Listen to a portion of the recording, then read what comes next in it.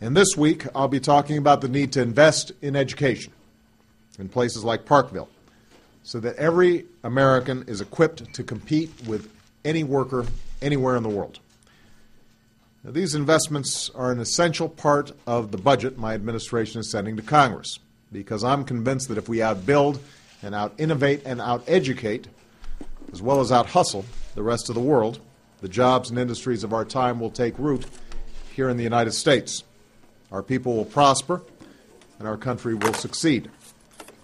But I'm also convinced that the only way we can make these investments in our future is if our government starts living within its means, if we start taking responsibility for our deficits. And that's why, when I was sworn in as president, I pledged to cut the deficit in half by the end of my first term. The budget I'm proposing today meets that pledge and puts us on a path to pay for what we spend by the middle of the decade. We do this in part by eliminating waste and cutting whatever spending we can do without. As a start, I've called for a freeze on annual domestic spending over the next 5 years.